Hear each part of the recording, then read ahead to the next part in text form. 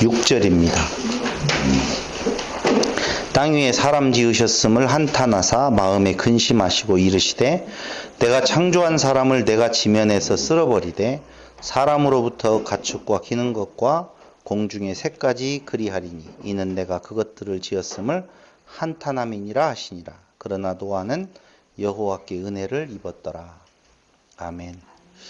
지난 시간 심판하시는데 죄악에 가득한 세상, 모두 다 악한 상태에 놓여 있음을 하나님께서 한탄하사 근심하시고 심판하시겠다 라고 마음먹으셨던 내용을 같이 살펴보았습니다. 그런데 그때의 한탄과 근심하셨다라고 하는 뜻이 결코 인간 측면에 있어서 하나님께서 지은 그 행위 자체에 대한 후회가 아니다라고 말씀을 드렸죠. 그러면은 지은 바 된 대상에 대한 내용을 말하는 건데 그 대상을 보시고 한탄하사, 즉 그 말은 슬퍼하다, 불쌍히 여기다. 그리고 근심하셨다, 아차부도 역시 몹시 슬퍼하다, 마음이나 가슴이 아프다, 아파하다, 슬픔에 잠기다 라는 뜻을 가지고 있다고 말씀을 드렸습니다. 그러면서 그 심판의 대상이 누구인 건가? 우리는 심판하면 별로 기분이 안 좋잖아요. 근데 우리가 창세기를 공부하면서 그 심판이 인간 측면에 있어서 나쁜 의미가 아니라 한편 새 창조를 향하는 하나님의 섭리에 대한 과정이라고 말씀을 드렸었습니다. 그래서 그 심판을 하시는데 일단 심판이 이루어져야만이 다시 살리심에 대한 내용으로 하나님의 역사는 이루어질 수가 있겠지요. 근데 그 심판의 대상이 누구냐 하면은 보편적으로 아는 것은 사람들을 심판하시고 그 사람들과 함께 살아가고 있는 짐승들에 대한 내용까지 하나님의 심판의 영역이 미쳐졌다, 진노가 임하게 되었다라고 보편적으로 그렇게 알고 있습니다.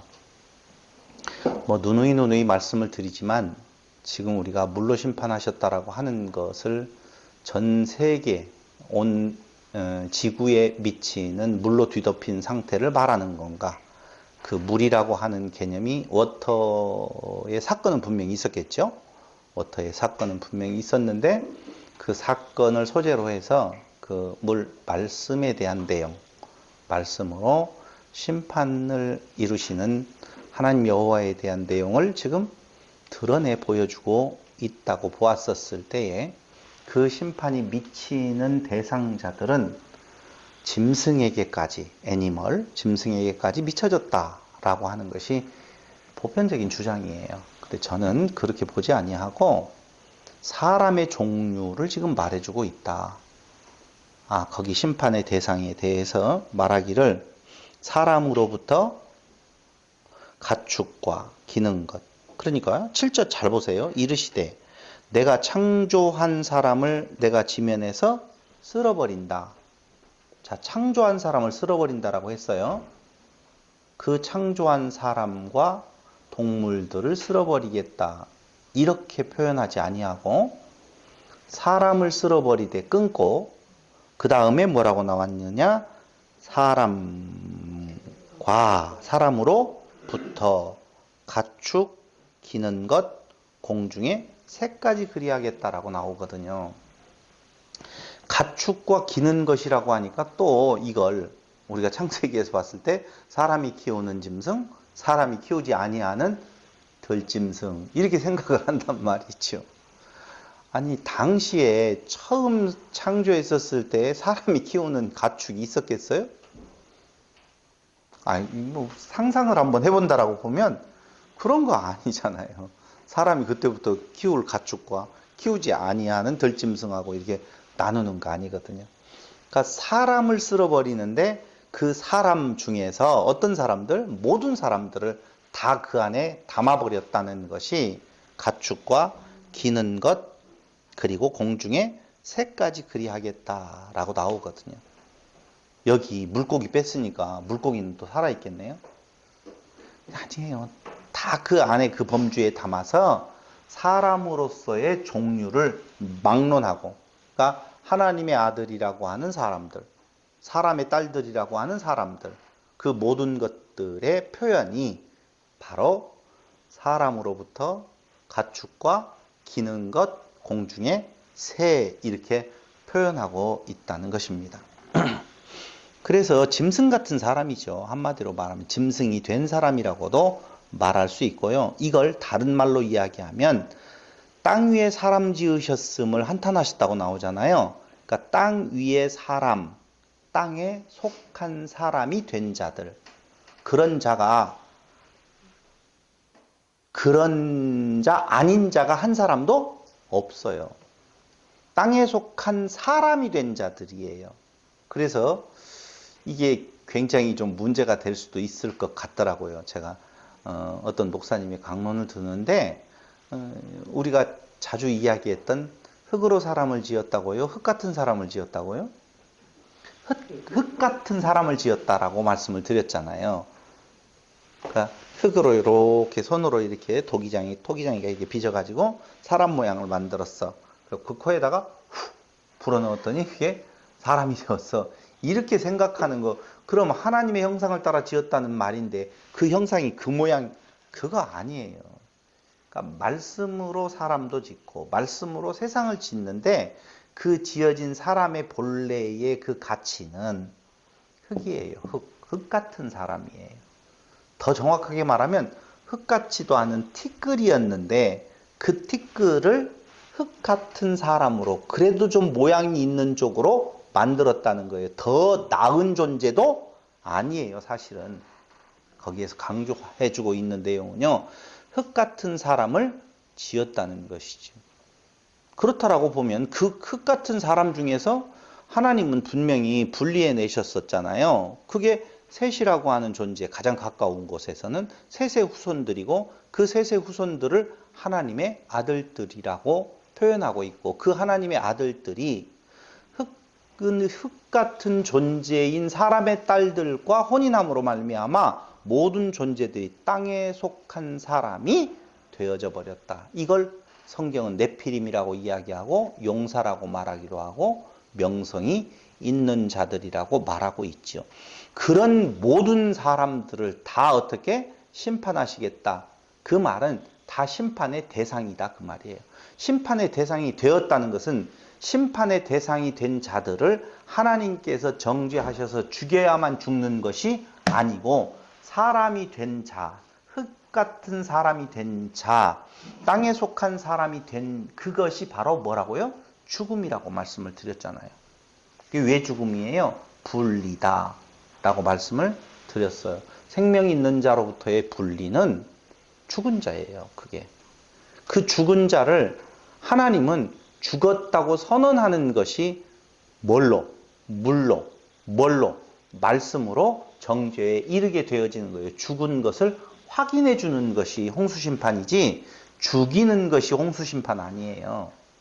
그러니까 잘 생각을 해보세요. 가나안 땅에 가기 위하여서 애굽에서 출애굽했던 자들은 그들은 원래 죽은 존재들이죠. 근데 무엇으로? 죽음이 지나가게 만들잖아요. 그죠? 그런데 다시 홍해바다를 건너가면서 죽게 만들어요. 그리고 다시 살아나게 만든다, 그 말입니다. 이런 과정들이 다 똑같아요. 똑같은 이야기들이에요. 그러니까 인간의 존재 자체는 살았다고 볼 수가 없는 존재라, 그 말입니다. 그걸 죽었다라고 하는 내용을 다시 한번 선언하고 선포하는 것이 물로 세상을 심판했다, 말씀으로 심판했다, 그 말이에요. 우리가 말씀 임하기 전에 죽은 자예요, 산 자예요? 죽은 자죠. 근데 말씀이 임해서 죽여요, 살려요? 죽여요. 죽은 자를 죽인다고요. 그 죽인 자를 무엇한다고요? 살리신다, 그 말이에요. 원래 죽었던 자를 살리는 것이 아니라 원래 죽었던 자를 죽었다고 선언하고 그를 다시 살리는 것이 부활이라, 이렇게 볼 수가 있다는 것입니다. 정말 사람의 종류를 말하는 건가? 맞아요. 창세기 1장 24절로 30절. 오늘 그걸 한번 찾아보도록 하겠습니다. 창세기 1장 24절. 하나님이 이르시되 땅의 생물을 그 종류대로 내되 가축과 기는 것과 땅의 짐승을 그 종류대로 내라 하시니 그대로 되니라. 이렇게 보아가지고는 진짜 그것이 그러한지 모르겠죠. 30절까지 계속 나오는데요. 하나님이 땅의 짐승을 그 종류대로 가축을 그 종류대로 땅에 기는 모든 것을 그 종류대로 만드시니 하나님이 보시기에 좋았더라. 하나님이 이르시되 우리의 형상을 따라 우리의 모양대로 우리가 사람을 만들고, 우리는 이렇게 생각을 하잖아요. 앞에 짐승을 만들고 그 뒤에 사람을 만들었다라고 생각을 하는데 아니에요. 사람 종류를 지금 만들어 가시는데 거기 다시 한번 26절. 하나님이 이르시되 우리의 형상을 따라 우리의 모양대로 우리가 사람을 만들고 그들로 바다의 물고기와 하늘의 새와 가축과 온 땅과 땅에 기는 모든 것을 다스리게 하자 하시고, 하나님이 자기 형상 곧 하나님의 형상대로 사람을 창조하시되 남자와 여자를 창조하시고 하나님이 그들에게 복을 주시며 하나님이 그들에게 이르시되 생육하고 번성하여 땅에 충만하라. 땅을 정복하라. 바다의 물고기와 하늘의 새와 땅에 움직이는 모든 생물을 다스리라 하시니라. 채소 나오죠? 30절까지 보면 30절. 또 땅의 모든 짐승과 하늘의 모든 새와 생명이 있어 땅에 기는 모든 것에게는 내가 모든 푸른 풀을 먹을 거리로 주노라 하시니라. 그대로 되니라. 자, 이 말씀을 우리가 알고 있는 상식으로 한번 살펴본다라고 보면 여러분들은 이해가 될지 모르겠지만 저는 이해가 안 돼요. 왜요? 짐승을 다스리라고 했는데 짐승을 다스려요? 우리는 현대의 상황을 과거로 돌아가서 같이 적용시켜 보려고 하는 내용이 있죠. 안 그래요. 오직했으면 사람들이 짐승을 신으로 섬기겠어요?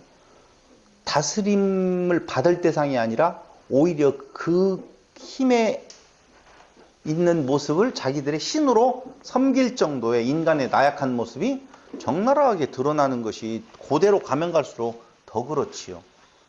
그렇지 않아요? 다스리라고 했는데 우라노사우루스, 공룡 그때 있었어요? 없었어요? 뭐 헷갈리게 하지 마요. 지금 없다라고 해서 없는 거 아니에요. 있었겠죠. 킹콩은요? 킹콩은 영화에 나오는 것이니까 도와두고요. 공룡? 있었어요. 당연히. 근데 그걸 사람이 다스렸다고요? 못 다스렸죠. 그게 아니죠.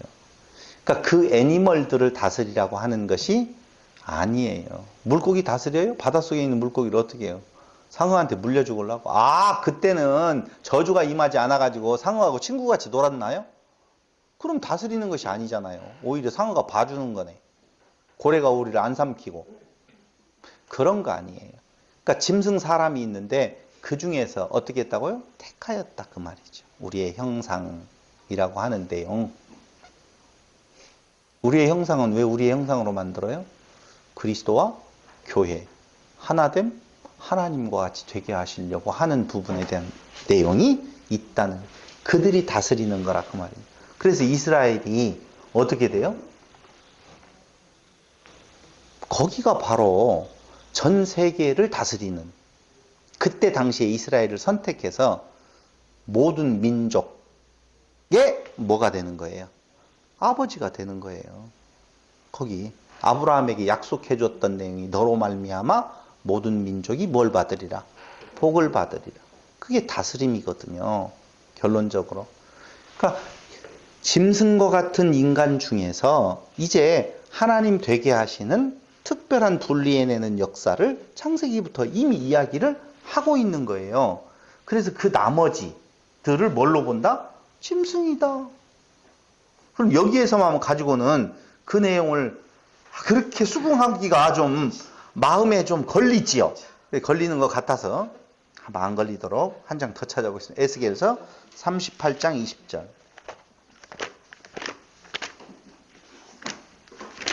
에스겔서 38장 20절.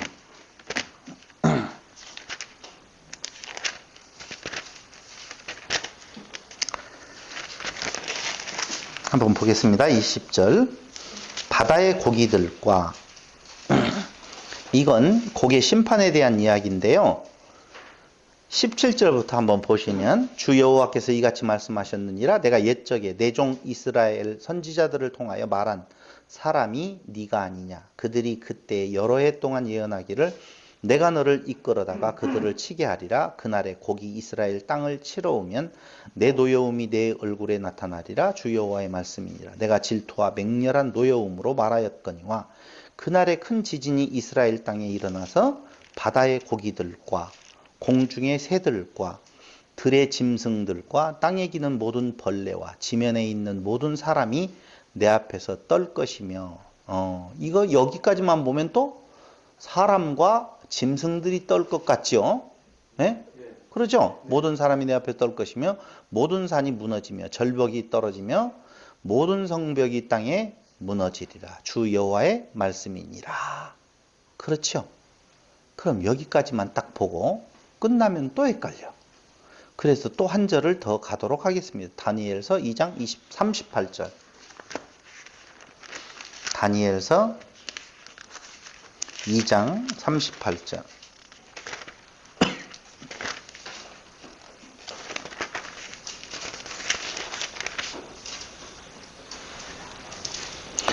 (36절에) 보면 그 꿈이 이러한즉 내가 이제 그 해석을 왕 앞에 아뢰리이다.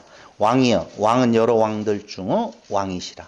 하늘의 하나님이 나라와 권세와 능력과 영광을 왕에게 주셨고 이거 지금 무슨 말인지 알겠죠? 다니엘이 지금 예언하는 거예요. 예언에 대한 내용의 꿈을 해석하는 건데 사람들과 들짐승과 공중의 새들 어느 곳에 있는 것을 막론하고 그것들을 왕의 손에 넘기사 다 다스리게 하셨으니 왕은 곧 그 금 머리니이다. 여기에 갑자기 들짐승, 공중의 새들 어느 곳에 있는 것을 막론하고 왕의 손에 맡겼다라고 나오지요. 그럼 이때의 짐승은 뭐예요? 진짜 애니멀인가요? 그건 아니에요. 그러니까 굳이 그 상태에서 사람이라고 표현한다라고 보면 이스라엘이겠죠? 사람은 택한 백성의 부류를 사람으로 본다 그 말입니다. 그 나머지를 다 뭘로 봐요? 짐승으로 봐요. 그래서 이스라엘 민족에게는 이스라엘만 사람이고 나머지는 짐승 취급을 하게 되었던 것을 알 수가 있어요. 다 그 손 안에 들어간다 지금 그 말이에요. 거기까지만 봐도 또 여러분들이 고개를 많이 끄덕거리지 않으니까 스바냐 1장 3절.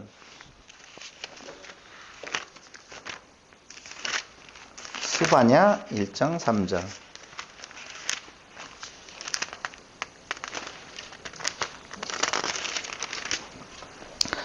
여호와께서 이르시되 내가 땅 위에서 모든 것을 진멸하리라. 여호와께서 이르시되 내가 사람과 짐승을 진멸하고 공중의 새와 바다의 고기와 거치게 하는 것과 악인들을 아울러 진멸할 것이라. 내가 사람을 땅 위에서 멸절하리라. 나 여호와의 말이니라. 사람을 멸절하리라 했는데 왜 앞에 짐승까지 같이 포함했어요? 짐승들은 완전히 벼락 맞은 거지요. 아닌 밤중에 홍두깨라고. 이게 뭐예요? 여기에 하나님의 심판이라고 하는데 나타나는 사람과 짐승이 꼭 같이 붙어 다니고 공중의 새, 바다의 고기, 거치게 하는 것, 악인들, 사람 다 멸하면 거치게 하는 거, 악인들 따로 나올 이유가 없잖아요. 사람 안에 다 들어가니까. 근데 거치게 하는 거, 악인들을 다시 말을 해요. 사람의 종류가 이렇게 나눈다라고 보면 돼요.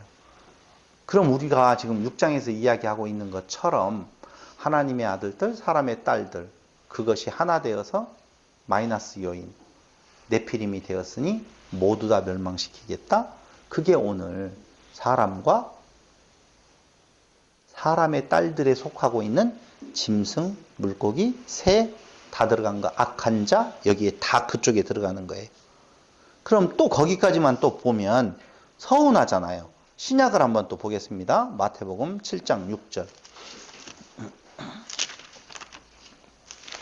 이렇게까지 찾아주는데도 인정하지 않는다고 보면 제가 어떻게 하겠어요? 7장 6절. 거룩한 것을 개에게 주지 말며 너희 진주를 돼지 앞에 던지지 말라. 그들이 그것을 발로 밟고 돌이켜 너희를 찢어 상하게 할까 염려하라. 염려된다예요. 그럼 보세요. 진짜 어떤 사람이 거룩한 것을 개에게 줘요? 진주를 돼지 앞에 던져놓는 사람 있어요, 없어요? 없어요. 그러니까 여기 개, 돼지라고 하는 내용은요, 구약에서 이야기했었던 사람 중에서 어떤 사람? 짐승 사람? 어떤 짐승? 이방인이라고 생각하는. 제가 앞에 이야기했잖아요. 사람은 누구고? 이스라엘이고. 이방인들은 개, 돼지, 짐승으로 생각했다니까. 그래서 여기 7장 6절에서 이렇게 이야기를 하는 거예요. 그럴 때에 또 나오지요. 베드로후서 2장 12절.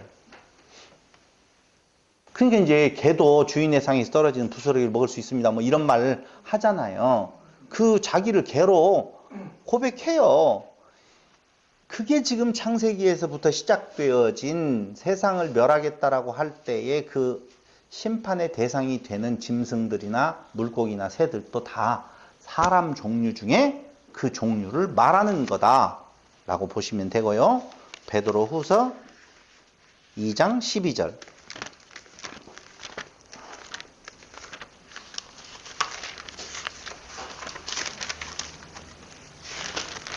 베드로 제가 후서라고 그랬죠? 2장 12절 보면 그러나 이 사람들은 본래 잡혀 죽기 위하여 난 이성 없는 짐승 같아서 그 알지 못하는 것을 비방하고 그들의 멸망 가운데서 멸망을 당하며 이성 없는 짐승 같아서. 확실하죠? 그래도 더 보고 싶다. 그러면 내가 더 보여줄 수 있어요. 참고로 호세아서 2장 18절로 20절을 한번 보세요. 호세아서 2장 18절로 20절.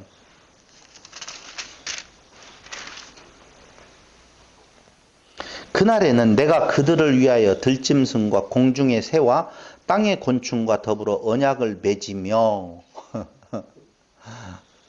짐승과 언약을 맺는데요. 말 돼요? 말 안 되잖아요. 하나님이 짐승과 언약을 맺겠대요. 근데 뒤에 가서 지금 호세아 2장 16절부터 볼 일이 있기는 있어요. 그렇지만 우리가 그때 볼 때 보더라도 한 번 더 본다면 백성들을 향한 하나님의 사랑이 어떻게 표현되고 있느냐. 그러므로 보라 내가 그를 타일로 거친 들로 데리고 가서 말로 위로하고 거기서 비로소 그의 포도원을 그에게 주고 아골골짜기로 소망의 문을 삼아주리니 그가 거기서 응대하기를 어렸을 때와 애굽 땅에서 올라오던 날과 같이 하리라. 여호와께서 이제 회복의 날이지요. 여호와께서 이르시되 그날에 네가 나를 내 남편이라 일컫고 다시는 내 바알이라 일컫지 아니하리라. 회복의 날의 상태를 이야기해요. 이따 남편 바알 이거 다 설명해 드릴 거예요. 내가 바알들의 이름을 그의 입에서 제거하여 다시는 그의 이름을 기억하여 부르는 일이 없게 하리라. 그날에는 내가 그들을 위하여 들짐승과 공중의 새와 땅의 곤충과 더불어 언약을 맺으며 또 이 땅에서 활과 칼을 꺾어 전쟁을 없이 하고 그들로 평안히 눕게 하리라. 그들을 위하여서 다른 짐승들까지 어떻게 되어진다고요? 다 언약 백성으로 삼아주시겠다라고 하는 내용이 나오네요. 그때 내가 네게 장가들어 영원히 살되 공의와 정의와 은총과 긍휼히 여김으로 네게 장가들며 진실함으로 네게 장가들리니 내가 여호와를 알리라. 우리 안다라고 하는 내용 많이 지금 설명을 해드렸어요. 이 정도까지 이야기를 했는데도 그 짐승이 사람 종류라고 하는 내용에 동의를 못 하시겠다라고 하면 그건 들을 귀 없는 자겠지요. 들을 귀 있는 자는 들을지어다. 진짜요. 다 뭐가 됐어요? 짐승이 된 거예요. 근데 그 짐승 안에는 하나님의 아들들이라고 하는 사람들로서의 짐승이 속해 있다는 것이죠. 그게 창세기 6장에서 말하고 있는 모두 다 네피림이 되어졌고 그 네피림 안에는 본래 하나님의 아들들과 사람의 딸들이 다 있었는데 혼합되어져 버렸다라고 하는 것입니다. 그래서 다 죽여야 돼요. 이게 땅 위에 사람 지으셨음을 이라는 말은 땅에 속한 사람이 된 자들을 어떻게 하셨다고요? 한탄. 무엇 하셨다? 슬퍼하셨다. 불쌍히 여기셨다. 그 말이에요. 그래야지 당연히 불쌍히 여기고 슬퍼하고 몹시 슬퍼하여 가슴이 아파하는 이것이 어디로 가는 길목인 건가? 새 창조로 가는 길목이 되어진다. 그 말입니다. 그래서 그 옛날 것을 다 없애버린다. 옛 것을 제거하여 버린다라고 하는 구절이 조금 뒤에 나오는 것을 볼 수가 있는 거예요. 결국 땅에 속한 사람이 된 자들, 이들은 심판을 받게 되어지는데요. 그걸 아까 이야기한 것처럼 마태복음 7장 어디? 6절에서 이렇게 말을 했었죠? 다시 한번 또 볼까요? 한 번만 더. 7장 6절. 거룩한 것을 개에게 주지 말며 너의 진주를 돼지 앞에 던지지 말라. 그들이 그것을 발로 밟고 이렇게 너희를 찢어 상하게 할까 염려하라. 아니 생각을 해봐요. 진주를 갖다 던졌다고 해서 그것들이 그 진주를 던진 주인에게 와가지고 너희를 상하게 해요? 진주를 막 진이겨놓고 똥에다 묻혀놓고 그 다음에 주인이요 왜 나한테 이런 걸 줬습니다 하고 와서 막 물어 뜯어? 그런 일 없잖아요. 그러면 다른 거 아니에요. 여기 거룩한 것을 무엇에? 개 같은 인간에게 던지지 말라 그 말이죠. 그거 받을 수 있는 능력도 안 돼요. 진주를 돼지에게 주어봐야 의미 없다니까요. 근데 7장 7절을 보세요. 구하라 그리하면 너희에게 주실 것이요 찾으라 그리하면 찾아낼 것이요 문을 두드리라 그리하면 너희에게 열릴 것이라고 이야기하지요. 자, 거룩한 것을 주지 말라고 이야기했는데 구하라 찾으라 두드리라고 말하네요.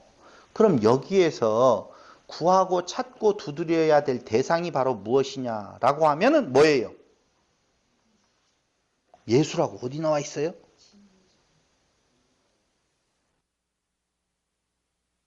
어디 나와 있죠? 성령이라고. 맞죠? 그렇죠? 성령을 말하는 거라고 이야기하잖아요.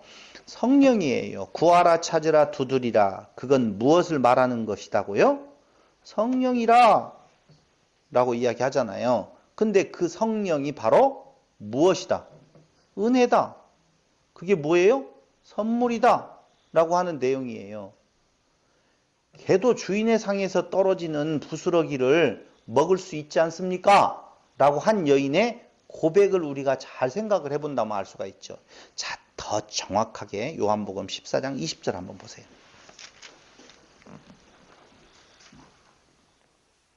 요한복음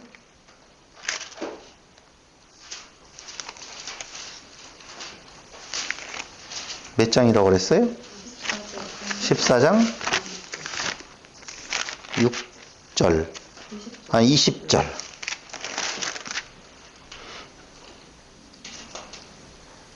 나와 있죠? 20절 다 같이. 그날에는 14장 20절 내가 아버지 안에 너희가 내 안에 내가 너희 안에 있는 것을 너희가 알리라. 이 말이 뭔 말이에요? 하나다 그 말이에요. 결국은. 그러니까 다시 정리를 한번 해서 보자고요. 죄악된 상태에 놓여 있는 인간들 종류가 여러 종류가 있죠. 여러 종류가 있는데 다 똑같이 되었어요. 그 상태를 뭐라고 말한다? 네피림이라고 이야기를 한다. 근데 그 상태에 있는 것을 하나님께서 슬퍼하시고 불쌍히 여기시고 마음 아파하셨다. 그럼 어떻게 해야 돼요? 그러니까 심판을 해야 되겠다고요?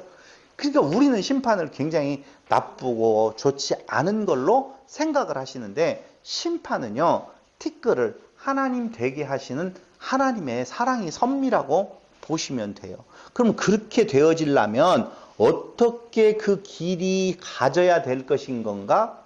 하나님의 은혜가 덧입혀지는 것 외에는 다른 길이 없다 라고 성경은 지금 말해주고 있는 거예요. 6장 8절에 다시 한번 가서 보시지요. 6장 8절. 아니요, 창세기 6장. 그러나 노아는 여호와께 은혜를 입었더라 라고 이야기를 하잖아요. 근데 여기 내게 장가들어 알게 하신다. 그게 뭐라고 그랬어요? 그리스도와 교회에 관계된 거라고 하는데 요 내용이 은혜를 입는다는 말이 어떻게 우리에게 오게 되어지느냐 하면은요. 조금 전에 구하라 찾으라 두드리라고 그랬죠. 무얼 구하고 무얼 찾고 무얼 두드리라는 건가? 성령이에요. 근데 그 성령의 의미가 바로 무엇이냐면은요. 은혜라니까. 은혜를 구하라, 은혜를 찾으라, 은혜를 두드리라. 그게 뭐라고요? 선물이라고 그랬어요. 여러분, 선물은요, 공짜로 받는 거예요. 그래서 은혜가 되어지고 그 일은 무엇으로 말미암아 되어지는 건가? 성령으로 말미암아 되어진다. 같은 의미를 가지고 있어요. 근데 우리가 조금 전에 봤던 호세아 2장 18절로 20절, 이제 거기를 자세히 잘 봐야 돼요. 아주 중요한 구절이에요. 호세아 2장 18절로 20절. 그날에는 내가 그들을 위하여 들짐승과 공중의 새와 공중의 새와 땅의 곤충과 더불어 언약을 맺으며 또 이 땅에서 활과 칼을 꺾어 전쟁을 없이 하고 그들로 평안히 눕게 하리라. 내가 네게 장가들어 영원히 살되 공의와 정의와 은총과 긍휼이 여김으로 네게 장가들며 진실함으로 네게 장가들리니 네가 여호와를 알리라. 언약을 맺고 장가든다. 그렇게 되어지면 여호와를 알게 되어지는데 그 언약을 맺고 장가드는 그 존재, 그 대상이 바로 들짐승, 공중의 새, 땅의 곤충들이라고 말하잖아요. 그렇죠? 근데 여기 이 호세아는요, 여러분 어떻게 보실지 모르겠지만은 이 호세아는요, 혼인관계를 중심 주제로 하여서 혼인관계, 남자와 여자가 하나 되어지는 혼인관계를 중심 주제로 하여서 이스라엘이 하나님의 백성임을 보증해 주는 내용을 담고 있어요. 이스라엘이 하나님의 누구라고요? 백성이다. 근데 그 이스라엘은 육적인 이스라엘뿐만 아니라 영적 이스라엘, 모든 존재가 다 해당되어지는 건데요. 혼인관계라고 하는 것은 남자와 여자, 남편과 아내 관계 속에서 하나 되는 내용을 담고 있잖아요. 그러니까 호세아 2장 16절에 보면은 그날에는 거기 보세요. 자, 혼인관계가 이루어지는데 그 상황을 보니까 16절에 여호와께서 이르시되 그날에 내가 나를 내 남편이라 일컫고, 남편 히브리 말로 이쉬, 남편 이쉬, 이게 남편이에요. 네가 나를 누구라고 일컫는다고요? 이쉬, 내 남편이라 일컫고 다시는 내 바알, 이걸 바알은요, 우리가 알고 있는 바알에 두 가지 바알이 있었죠.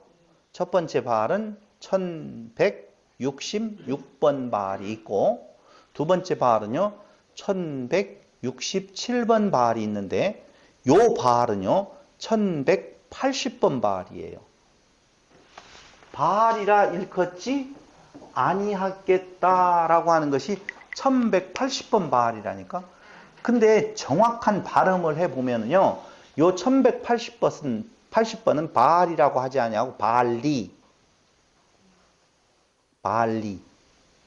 바알리나 똑같아요. 바알에서 오기는 왔어요. 이 1180번으로 쓰여진 요 바알리는요 1167번 바알에서 온 건데요, 알다시피 바알이라고 하는 내용과 신으로서의, 우상으로서의 바알은 복수로 쓰인다고 말씀을 드렸잖아요. 그러니까 다시 한번 16절, 내 남편 이쉬라 불러지고 네가 말할 거고 다시는 내 바알이라 일컫지 아니하리라. 이 말은요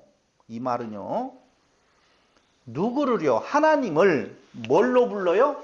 바알리. 이제까지는 이걸로 불렀다 그 말이에요. 바알리. 이 1180번 바할리는요, 주인이라고 하는 뜻이 제일 크게 불려지는 내용이에요. 그럼 바할리 주인, 소유자, 나의 주, 뭐 이런 거예요. 좋잖아요. 주인님, 나의 소유자여, 나의 주시여. 이 말이 좋은 말이에요, 나쁜 말이에요? 이렇게 하나님을 부른다는 건 좋은 말이에요, 나쁜 말이에요? 그래서 그렇게 불렀죠, 우리도. 주여, 그렇게 불렀죠? 네, 그렇죠. 분리된 느낌. 우리 이제까지 배웠잖아요. 그게 뭐라고요? 간음이라고 말했잖아요. 그게 다른 신으로 섬기는 거예요. 그게 그와 떨어져서 내가 당신을 위하여서 뭔가를 하겠습니다 라고 하는 것이 이미 에덴 동산에서 아담과 하와의 모습이거든요. 그 모습이에요. 이 주인이여, 소유자여, 나의 주여. 이렇게 부를 때에는 그 뒤에 따라 붙는 내용이 뭐냐면은 내가 무언가를 해드리겠습니다 그 말이에요. 그래서 그 앞에 서는 것이 뭐예요? 죄예요. 앞에 서면 죄라니까. 그 안에 하나 되어 있으면 그게 의예요.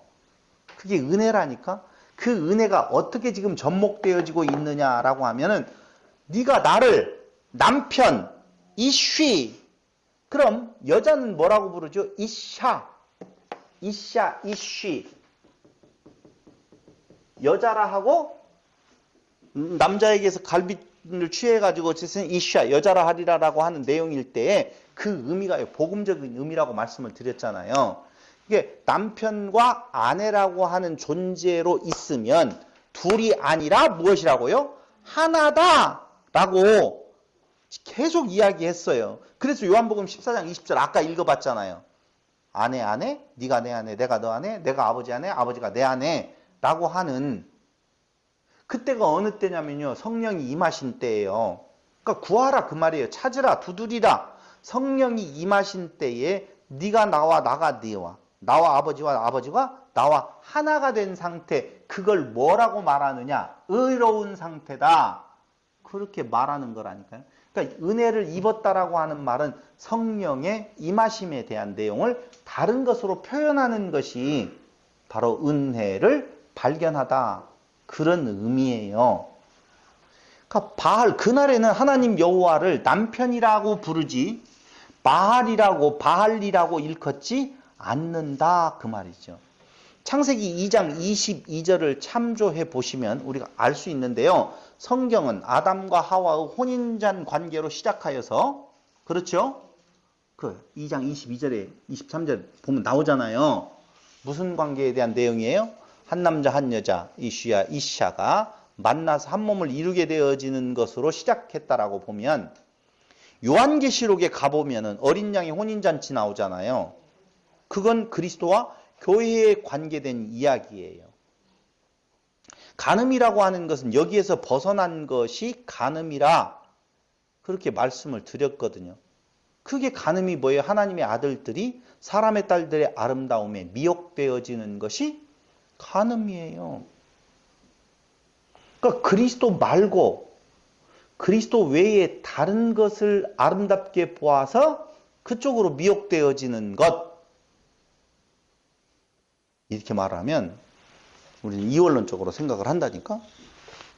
방금 호세아서에서 말하고 있는 내용은 하나님을 섬긴다라고 하면서 뭐라고 말했다고요? 여기 바알리, 하나님을 바알리라고 불렀다는 거예요. 희한하지. 대상이 바뀌어진 것이 아니에요. 그 대상을 섬김의 대상으로 보면 그게 간음이라니까. 그게 바알리라니까. 우리는 그를 떠나 다른 어떤 다른 존재는 없어요.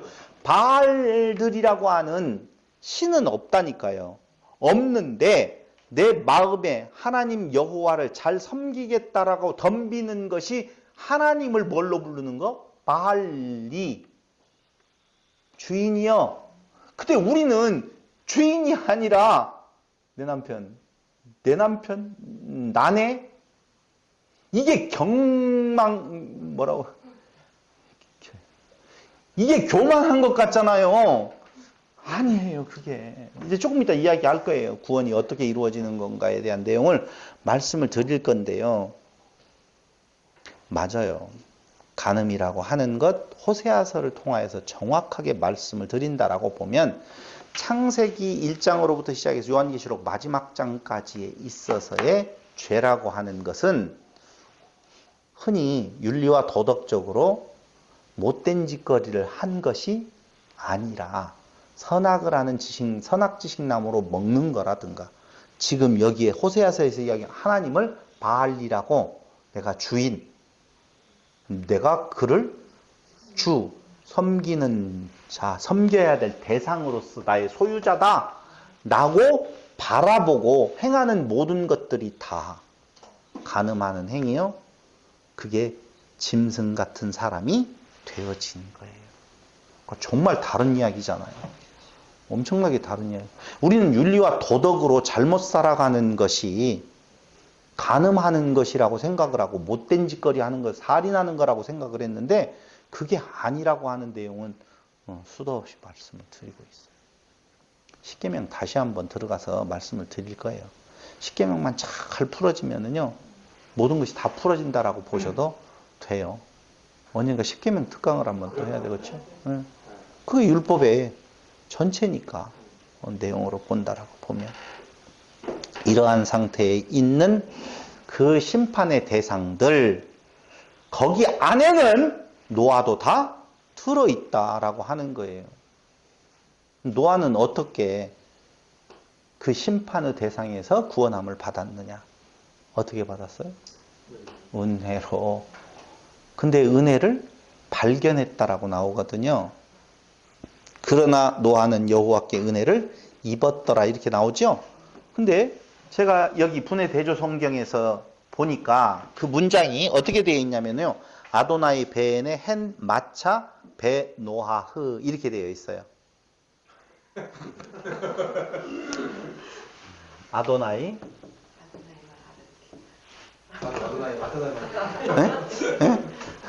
아도나이 베네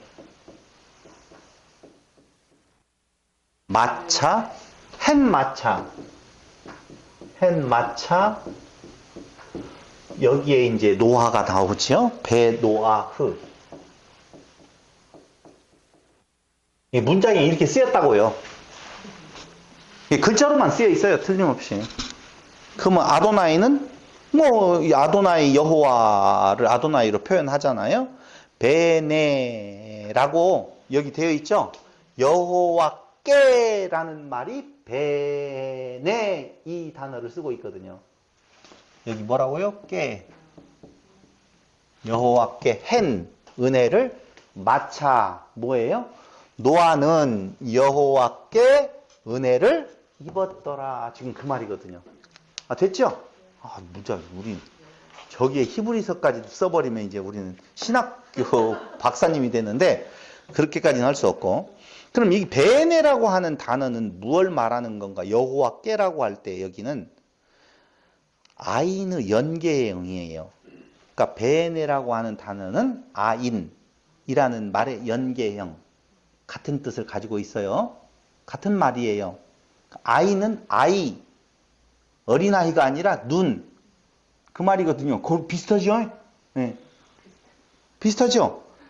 아인이라고 하는 말의 연계형 베네를 쓰고 있는데 그 베네의 본 뜻은 아인 즉 눈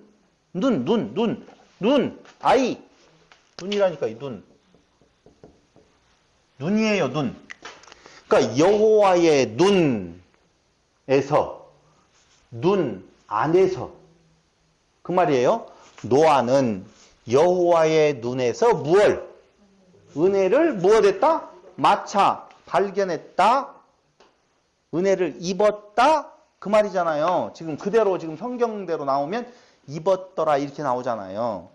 근데 눈이라고 이야기를 했는데요. 그 다음에 나오는 헨이라고 하는 은혜라는 단어는요. 자비, 호의, 선의, 품위, 아름다움, 우아함, 탄원, 기원, 기도. 창세기 30장 27절에서는 사랑스럽다. 마가복음 1장 11절에서 보면 그건 나중에 이야기를 할게요. 사랑스럽다라고 하는데요. 보세요. 여기에서 말하고 있는 은혜라고 번역되어진 이 해는요, 더 정확하게 말하면 품위, 아름다움, 우아함 이라는 뜻이 더 강해요. 잠언서 1장 9절, 4장 9절에 보면 한번 보세요. 잠언서 1장 9절, 4장 9절.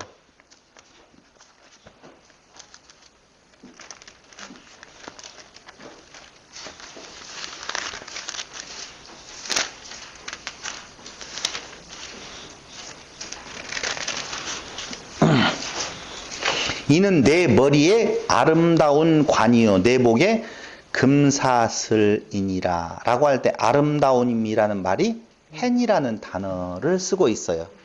아시겠죠?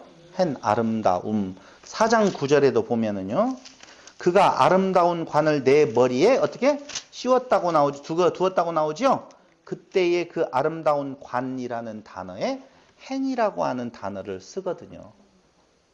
그러니까 이 해는요, 은혜라고 번역되어 있는데 그 은혜는 여호와의 아름다움을 어떻게 되었더라? 입었더라 라고 하는, 그러면 입었다라고 하는 말은요, 다른 말로 표현하면 찾다, 얻다, 발견하다, 발견되다 수동태로 많이 쓰이는데요. 그러니까 여호와의 눈 안에서 여호와의 무엇을? 아름다움을 발견했다. 발견되었다. 아, 여호와께서 당신의 아름다움을 보여주신 것이지요. 누구에게? 노아에게. 그런데 보세요. 하나님 여호와께서 아름답다고 말하는 대상이 누구냐? 또 하나님을 그 하나님 눈 안에서 하나님의 아름다움을 봐요. 우리 개념으로 생각하면 안 돼요. 이렇게 보면 이쁘다 이런 말이 아니고 그 하나님의 눈이 어디가 있겠어요. 눈이 어디가 있겠어요. 이 눈이 다 있는지. 눈 안에서 아름다움을 발견했어요. 그럼 눈 안에 뭐가 있었지? 라고 보니까 한번 보자고요. 마가복음 1장 11절.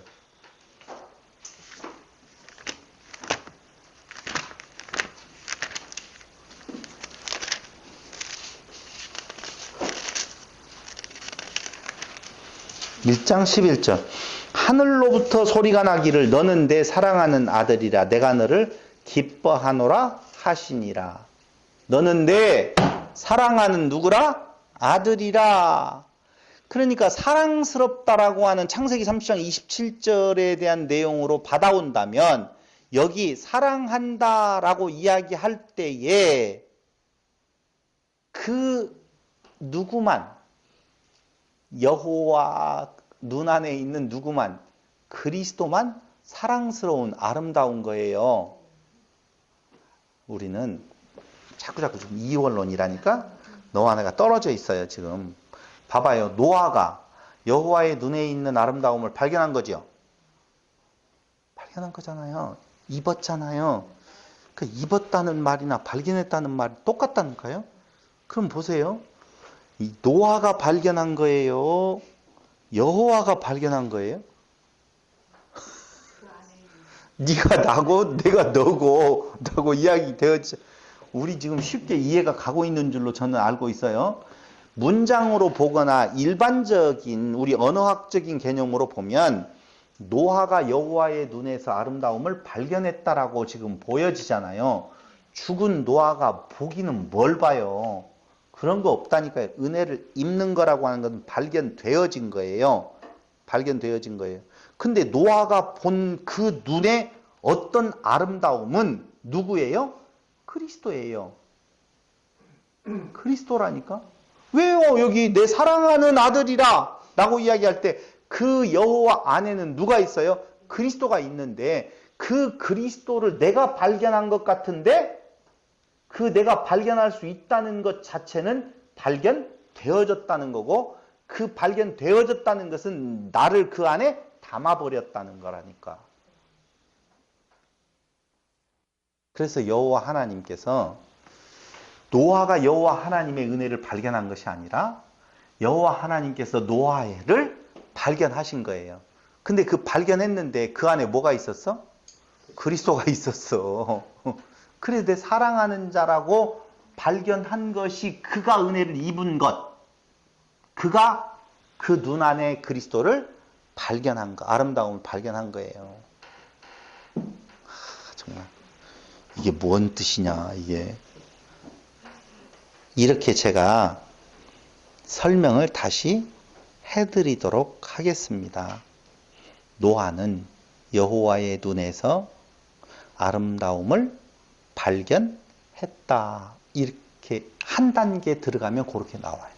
그러나 노아가 여호와의 눈에서 은혜, 아름다움을 발견했다는 말은 이미 노아는 그 아름다움을 입은 존재.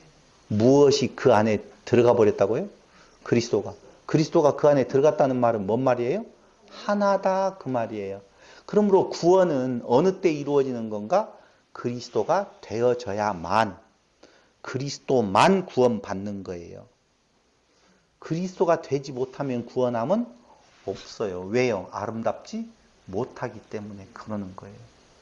그러니까 우리는 자꾸 우리의 사고 구조가 우리가 무엇을 해야 되는 걸로 알지만 은혜는 그래서 입는 거라, 아름다움은 발견되어지는 수동태지요. 내가 발견해 가는 것이 아니에요. 근데 내가 발견이 되어질 때 아버지 여호와께서 나를 볼 때에 나를 아름답게 보는 것은 내가 그리스도 되어질 때. 그 눈에는 누구만 보인다고요? 그리스도만 보인다고요.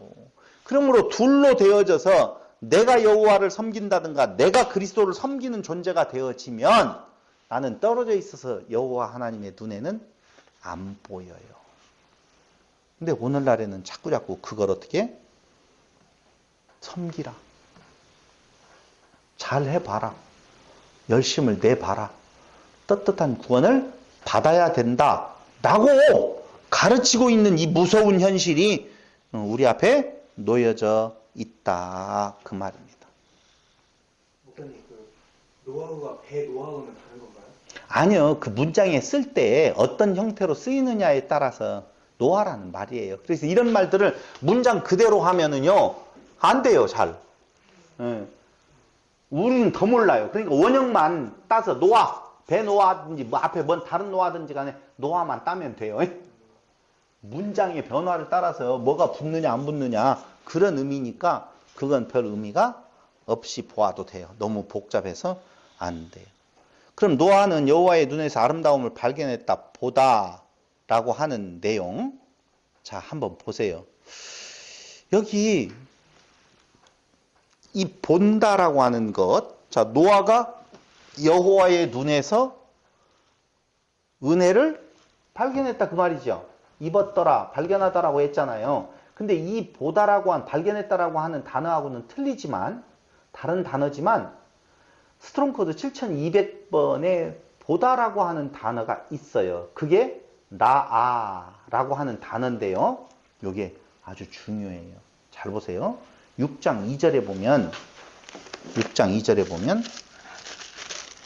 창세기 6장 2절 하나님의 아들들이 사람의 딸들의 아름다움을 보고 나오죠. 그때 그 보고라고 하는 것, 보다라고 하는 단어는 라안데요. 분명히 보다 바라보다라고 하는 거예요. 그죠? 하나님의 아들들은 사람의 딸들의 아름다움을 보았어요. 두 번째 보다가 어디에 나오는가 보되 5절. 여호와께서 사람의 죄악이 세상에 가득함과 그의 마음으로 생각하는 모든 계획이 항상 악할 뿐임을 보시고 내면적인 것과 외면적인 것에 대한 내용들을 다 그래서 마음을 감찰하시는 분이라고 하지요. 여호와께서는 보셨어요? 예, 보셨어요. 뭘 봤어요? 관영한 죄악을 보지요. 당연히 보아요. 5절에서 보니까. 자, 사람들은 어떤 사람? 하나님의 아들이라고 하는 사람들은 사람의 딸들의 아름다움을 보고 하나님 여호와는 죄악이 관영한 상태의 사람들을 보고 세상 모든 것들을 다 보고 마지막 보는 것이 있는데 무엇을 봐요? 그리스도를 보네요. 8절에는 발견하네요. 그러니까 여기 보다 바라보다는 눈뿐만이 아니라 사실 이 나라고 하는 동사는요, 들음을 뜻할 때 만지고 느끼는 것. 창세기 2장 19절, 3장 6절에 보면은요, 그 눈으로 본다라고 하는 것만을 말하는 것이 아니라 모든 듣는 것, 만지는 것, 느끼는 것, 그리고 마음으로 인식되고 느껴지고 즐기는 것, 함정, 기근, 선, 고통, 악, 이 모든 것들을 다 느끼고 보고 만져지는 것들을 보다, 라고 하는 단어들 다 쓰고 있어요. 여기 전부 다 성경 구절을 지금 되지 못하는 것들은 이해해 주시기를 바랍니다. 이 라라고 하는 보는 것은요, 인식하고 이해하다는 거예요. 그러니까 이런 말이에요. 하나님의 아들들이 사람들의 딸들의 아름다움에 빠졌다 그 말이에요. 그것만 가요. 근데 그걸 뭐라고 그랬어요? 내가 무엇을 해보는 자기 드러남이 좋게 느껴졌다는 거예요. 근데 그들을 바라보는 여호와의 눈은 뭘로 봐요? 죄악의 관영함. 그것들이 바로 독사의 자식이고, 죄악이 관영한 상태에 있어서 그들은 당연히 심판을 받아야 될 대상으로 보는데, 거기에 소망이 하나 있으니 그 소망은 바로 뭐냐? 그리스도를 보는 거예요. 그게 8절에서 아름다움을 본다, 이 은혜를 입었다, 지금 그 말이거든요. 보세요.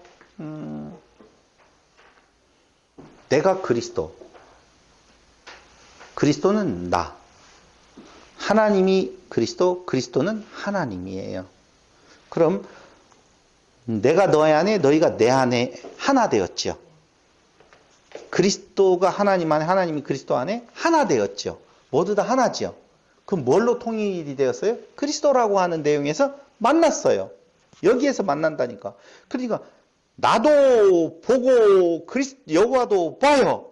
근데 내가 보는 건 죽은 자가 볼 수 있다 없다? 없다는 거예요. 그러니까 은혜를 입는 것은, 발견되어지는 것은 수동태라고 말씀을 드렸잖아요. 그리스도가 내 안에 들어와. 그걸 어떻게 되어진다고요? 성령으로 찾으라, 두드리라,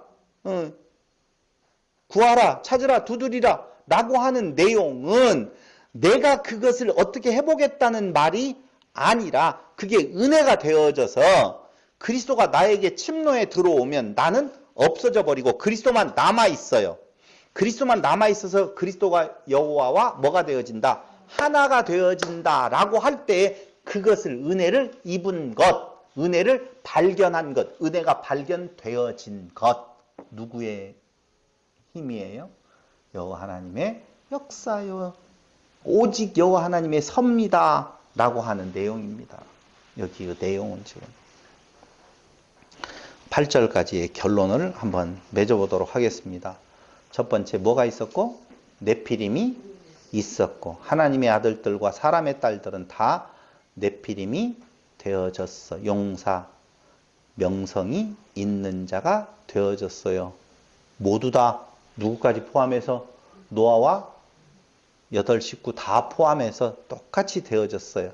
그래서 그들은 모든 계획, 모든 생각하는 것이 항상 악하다. 이것은 간음한 거라고 그랬죠. 그것을 정확하게 오늘 정의를 다시 한번 내리고 가겠습니다. 그건 윤리와 도덕적으로 어떤 악한 상태를 지칭하여 말하는 것이 아니라 도리어 윤리와 도덕적인 개념으로 보면 잘해보려고 하는 선한 모습이라니까. 사람의 선한 것이 하나님의 보시기에는 악한 것이 되어진다 그 말입니다. 사람이 어떻게 해보고자 하는 앞에 서 있는 내용, 그것이 바로 하나님에게 있어서는 싫은 것이 되어진다니까요. 악이 되어진다라고 하는 거예요. 그래서 그 가운데 하나님은 불쌍히 여기시고 슬퍼하신다. 이게 뭐라고요? 심판. 근데 그 가운데에서 진짜 중요한 역사는 하나님께서 새 창조의 약속을 주신다라고 하는 거예요. 사람의 혼인에서 그리스도와 교회의 혼인으로 바뀌어지는 것. 그러니까 사람끼리의 혼인에서 그리스도와 교회의 혼인 관계로 바뀌어지는 것. 그것을 베드로후서 5장 2절에서는 뭐라고 말하냐? 옛 세상을 심판 멸하시고 라고 나와요. 베드로후서 5장 2절. 제가 찾아서 읽어 드리겠습니다. 여러분들은 찾을 것도 없어요. 제가 다 찾아놨어요. 베드로후서 5장 2절 이렇게 나오네요. 옛 세상, 그 앞에부터 볼게요.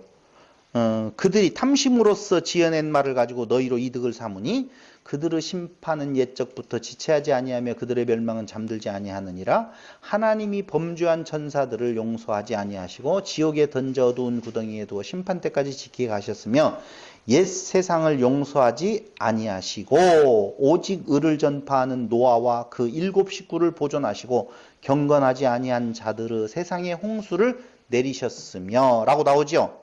오직 의를 전파하는 노아라고 이야기할 때에 여기 옛 세상을 용서하지 않는다라고 하는 옛 세상은요, 아르카이오스, 어디에서 많이 들어봤죠? 엔 아르케, 태초에. 그거 아시죠? 이 엔 아르케라는 말과 아르카이오스가 똑같은 말이에요. 태초부터 시초부터라는 말이거든요. 이 말을 옛 세상을 용서하지 아니하신다라고 할 때 그 옛 세상은요, 코스모스라고 하는 개념에 있어서 거기 한번 찾아보실래요? 보세요. 코스모스 나오죠. 옛 세상, 코스모스라고 하는 내용이 우리가 생각하고 있는 이 지구 땅덩어리 우주를 말하는 것이 아니라는 거예요. 옛 세상을 용서하지 아니하신다라고 하는 말은 지금 창세기 6장에서 말하고 있는 홍수의 심판이라고 하는 그 세상에 죄악으로 관영한 세상, 그건 뭐라고요? 그 사람과 그 짐승들 전체를 통합하는 내용이에요. 그 옛 세상을 다 어떻게 하신다? 멸하시고. 근데 그 멸하시는 것은 그 앞에 있는 내용의 그 행위를 후회하신다는 말이 아니고, 아까 무엇하게 여기신다고 말했어요? 불쌍히 여기신다 라고 하는 내용 쪽에서 새로운 새 창조, 새 세상의 창조로 나아가는 내용이라 그 말입니다. 그리스도와 교회의 혼인으로 말미암아 새롭게 지어질 그 세계, 그 사람들이 진짜 아름다운 자예요. 아름다운. 그러니까 옛 세상은 제사예요. 새 세상은 순종이라니까. 그래서 순종이 제사보다도 낫다. 인간의 의로 행하는 모든 것은 다 있을 수 없고 오히려 순종, 그 누구를 말한다고 그랬어요? 그리스도에 대한 내용을 말한다고 그랬잖아요. 그래서 순종하는 자 그리스도지요. 우리는 순종하는 자예요? 불순종하는 자예요? 네? 잘 말해봐요. 순종하는 자예요? 불순종하는 자예요? 불순종하는 자면은 소망이 없는 거예요. 우리는 순종하는 자. 그때 그 순종하는 자라고 하는 말은 거꾸로 불순종이 뭐라고 그랬어요? 그 옆에서 행하는 내용이라고 그랬잖아요. 순종하는 것은 밑에 아래에서, 그러니까 나 없고 그리스도 안에, 순종하는 자 안에 있었을 때 새 창조의 아름다운 자로 내가 드러나고, 그 아름다운 자를 하나님께서 이는 내 사랑하는 자라 라고 지칭해 주는 것, 그걸 뭐라고 말해요? 구원이라고 말한다 그 말입니다. 여러분들은 아름다운 자입니다. 여러분들은 순종하는 자입니다. 왜요? 그리스도 안에서 자기가 소멸되어져 가잖아요. 그걸 계속적으로 창조해 가는 과정에 있는 거예요. 어떤 창조? 새 창조의 과정.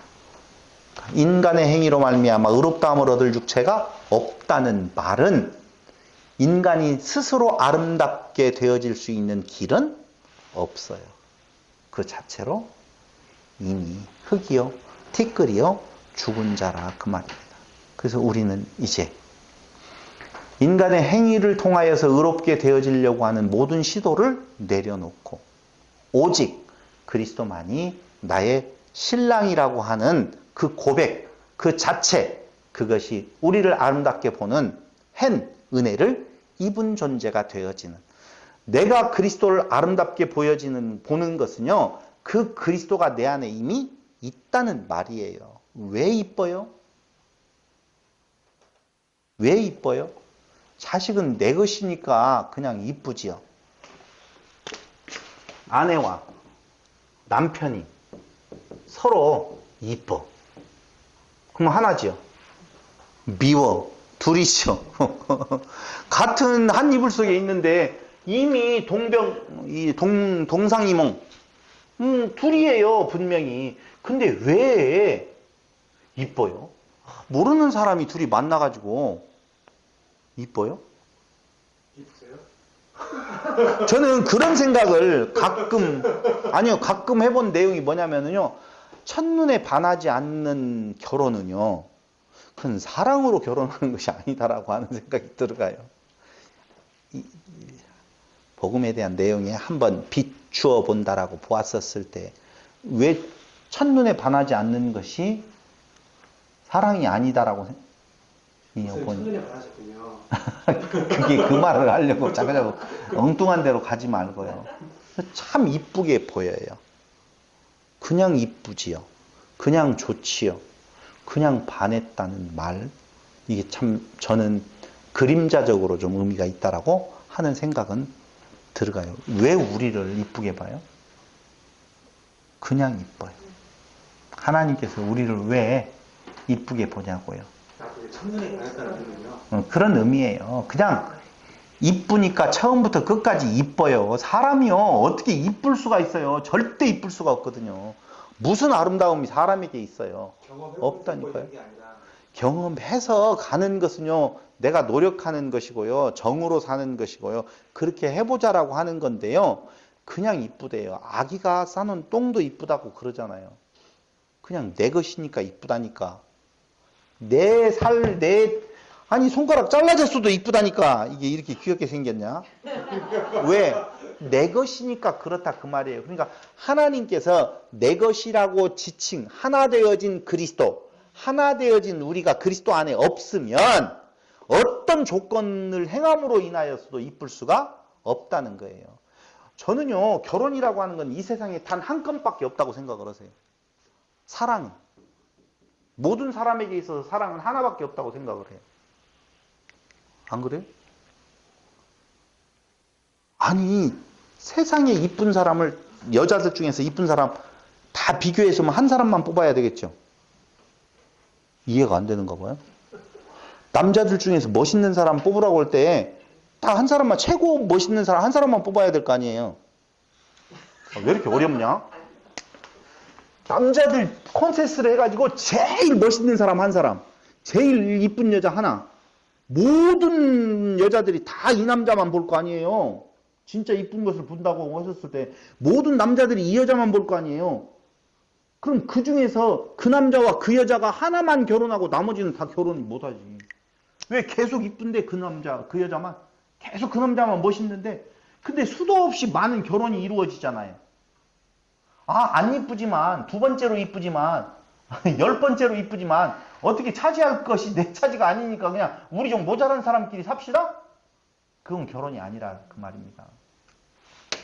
오직 하나의 혼인만 있어요. 그게 뭐에 대한 내용인 건가? 교회와 그리스도와 교회에 대한 내용이다 라고 하는 겁니다. 둘이 없어요. 오직 하나예요. 그러니까 우리는 없어져야지 하나지, 있으면 여럿이잖아요. 근데 어떻게 우리가 그리스도 안에서 그리스도 안에서 아버지와 하나 되어지지, 그리스도가 되어짐으로 아버지가 되어지지, 아부가 되어지지, 그리스도 밖에서 내가 잘 섬김으로 말미암아 내가 하나님과 하나 되어지는 일은 있다 없다? 없다라고 하는 내용입니다. 오늘 네피림이 되어진 세상에 심판을 행하시는 것은 새 창조를 위한 하나님의 사랑의 섭리다 라고 하는 내용 말씀을 드리면서 드디어 8절 넘어가고 다음 주에 9절부터 이제 조금 빨리 진행을 하도록 하겠습니다. 물론 이제 무지개 가면 조금 또 늦어지겠죠. 기도드리겠습니다. 아버지 하나님, 참으로 하나님의 사랑이 아니고서는 우리의 존재의 의미를 찾아볼 수가 없음을 합니다. 또 우리의 존재가 있다 하는 순간 그리스도 되어서 오직 그리스도 안에서 하나님과 하나 된 그리스도 되어진 자로서의 그 은혜의 감격, 그 감격 안에 살게 하여 주시기를 예수님의 이름으로 기도드립니다. 아멘.